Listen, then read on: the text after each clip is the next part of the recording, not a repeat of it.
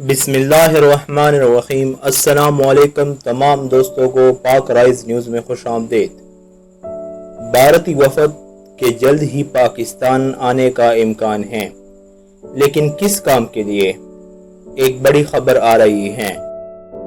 مزید ڈسکس کرنے سے پہلے اگر آپ لوگوں نے ابھی تک ہمارے چینل پاک رائز نیوز کو سبسکرائب نہیں کیا ہے تو ابھی سبسکرائب کریں اور ساتھ ہی بیل کا آئیکن بھی دبائیں۔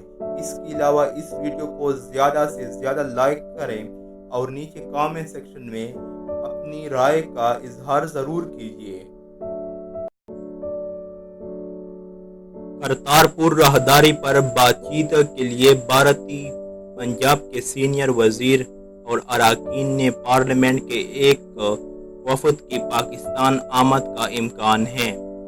تفصیلات کے مطابق پاکستان اور بھارت کے مابین بھارت کی طرف سے مقبوضہ کشمیر کی خصوصی حیثیت ختم کیے جانے پر تناؤ ہے۔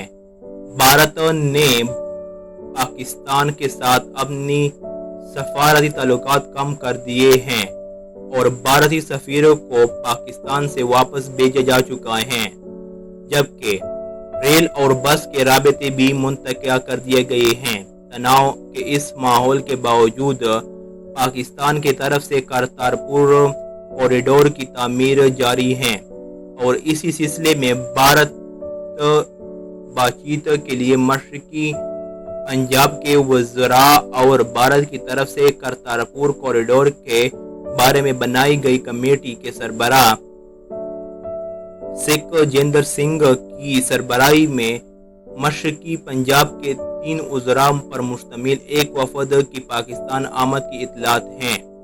یہ وفد پنجاب کے وزیر اعلیٰ سردار عثمان بزدار، وزیر اعظم عمران خان اور گورنر پنجاب سے بھی ملاقات کرے گا۔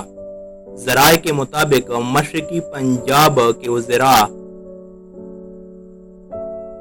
کی طرف سے وزیر اعظم عمران خان کو ایک خط لکھا گیا جس میں ان سے کرتارپور کوریڈور کا کام جاری رکھنے کے ساتھ ساتھ بھارتی پنجاب کے وزراء سے ملاقات کی درخواست بھی کی گئی ہے۔